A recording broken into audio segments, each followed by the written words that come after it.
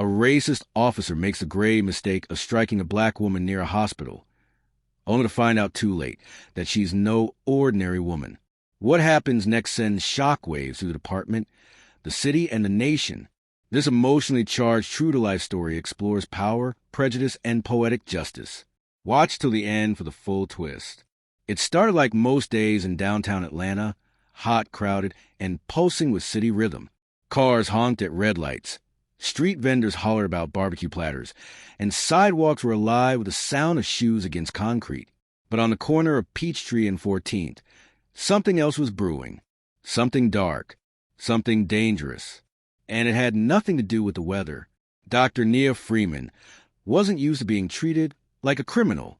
At 34, she had a presence that could silence a room, poised, brilliant, and undeniably black.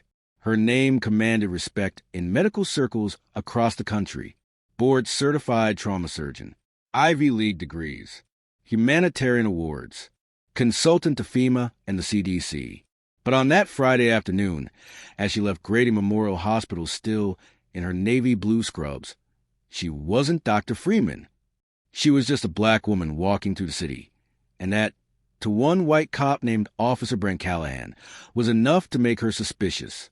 Nia had paused outside the hospital to make a quick call to her assistant. Her hospital badge swung gently from her lanyard as she stood near a no-parking zone. Her Tesla double-parked for less than a minute. A car door slammed nearby. Loud boots. Then, hey, you can't stand there. She turned slowly. Excuse me. The man was tall, bulky, buzz-cut. His sunglasses reflected her own startled expression. You heard me. Move along. And what are you doing parked like that? I'm on a work call. I'm a doctor here. ID. He snapped his fingers like she was a teenager sneaking into a club. Sir, my badge is right here, she said, pointing to her lanyard. Callahan snatched the badge roughly, yanked it closer, then shoved it back against her chest. I said ID, not some toy from a vending machine. She flinched. I don't know who you think I am. And that's when it happened. The slap, open-handed, fast, loud, right across her cheek. People froze. A mother gasped. A young man raised his phone. Nia stumbled back, stunned. Her face burned. Her pride cracked like porcelain. Callahan stood over her, breathing heavy like he'd just fought off an attacker. Don't raise your voice at an officer. A siren of silence rang in her ears. Then came the low murmur of the crowd. A woman whispered, Did he just hit her? Someone else said, She didn't even touch him. Nia held her ground. Her voice trembled, but she didn't step back. You have no idea who you just hit.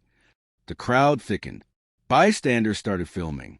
The heat of the Georgia sun seemed to focus entirely on Callahan now, like a spotlight exposing everything ugly underneath his badge. One woman, an older black lady holding groceries, muttered, He messed with the wrong sister today. But Callahan didn't care. Or maybe he didn't realize the severity yet. That's the thing about unchecked power. It gets real comfortable. He radioed backup and began spouting lies into the mic. Possible threat outside Grady. Female, non-compliant. Might be under influence. Nia couldn't believe what she was hearing. This man was building a false report right in front of her, and the camera phones. She stepped forward, blood rushing to her ears. My name is Dr. Nia Freeman. I am a trauma surgeon at this hospital. You just struck me in front of witnesses. You're going to lose your badge. Something flickered in Callahan's face. Hesitation? Doubt? But it vanished quickly. He reached for her arm, trying to cuff her. Put your hands behind your... Don't touch me, Nia said. Steady. Suddenly, a second voice cut through the tension. Hey, what the hell is going on? It was Dr. Raymond Chu, chief of emergency medicine, jogging over. That's Dr. Freeman. She just finished a triple surgery rotation. She's one of the best damn trauma surgeons in this state. Callahan froze. All eyes were on him now. A news van had pulled up. Reporters started to arrive. The game had changed. The sirens of arriving patrol cars blared in the distance. But for Officer Brent Callahan, the real heat wasn't from backup.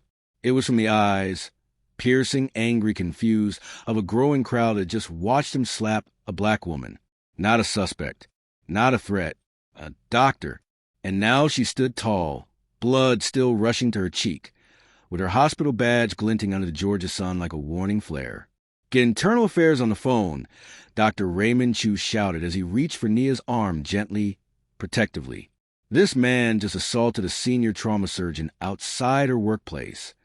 Nia swallowed hard, still fighting the sting, not just the physical one on her face, but the deeper, older one, the kind of pain her grandmother used to whisper about when she told stories of segregation, the kind that never fully healed. Callahan's lips twitched, as if still struggling to decide between doubling down or backing off. He'd hit people before, surely, probably dozens. But this one was different. The badge on her lanyard said MD. The crowd said witnesses. And the phones? They said proof. An officer from the 2nd Arriving Patrol Unit pulled him aside. "Dude," the younger cop whispered urgently. "She's trending." This is already online. "What?" "She's a freaking surgeon. And that's Dr. Chu. You just hit the wrong one." At the station, things moved fast, but not the way Callahan had hoped. Nia didn't want to go home. She didn't want to cry in her car or nurse a bruise in silence. She wanted justice. That night, she sat in a conference room with her attorney, her hospital's legal rep, and 2 journalists from the Atlanta Post. She told the story clearly, with composure, with facts. She didn't have to embellish. Reality was raw enough. But behind the scenes, the machine began grinding its ugly gears. Callahan was suspended, but with pay. The official police statement cited pending review and concerns about compliance. Social media exploded. Hashtag Justice for Dr. Freeman trended in hours. The body cam footage, released reluctantly by the department, showed the exact moment Callahan's hand struck her face. CNN called. So did Good Morning America. But Nia wasn't interested in fame. She wasn't trying to become the next viral victim.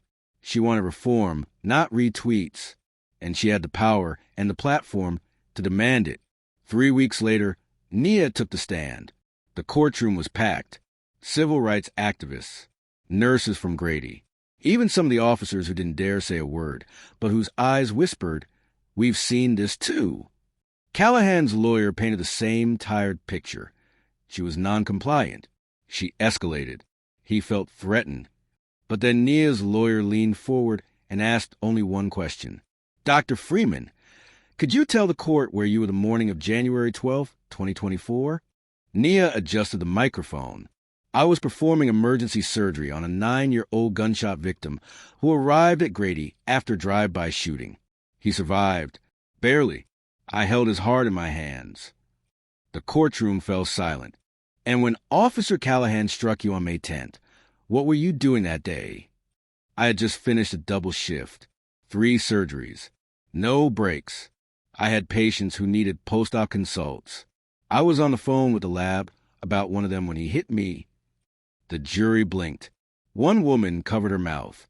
Nia stared at Callahan. This man didn't see a doctor. He didn't see a humanitarian.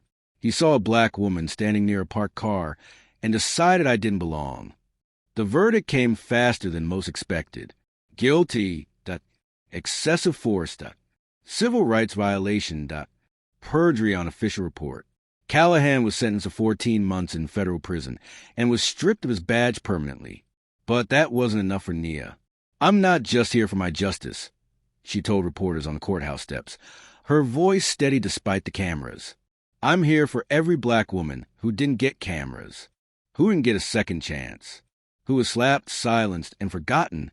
She pushed for a new city policy requiring asterisk de-escalation training, asterisk a third-party civilian review board, asterisk body cam footage released within 24 hours of any use of force. And it passed. Because Dr. Freeman wasn't just a victim. She was a force of change. Nia never fully forgot the slap. The sensation faded, but the memory lingered. Every time she passed that same street corner on her way to work, she saw it again. The disbelief, the rage, the humiliation. But she also saw something else. The ripple she caused. 2 years later, Officer Brent Callahan was a footnote in the archives of disgraced cops. Meanwhile, Dr. Nia Freeman had been appointed to the Georgia Police Accountability Commission, tasked with statewide reform. She kept her white coat, but now she also carried a different kind of armor. Her story wasn't just one of pain. It was one of power reclaimed.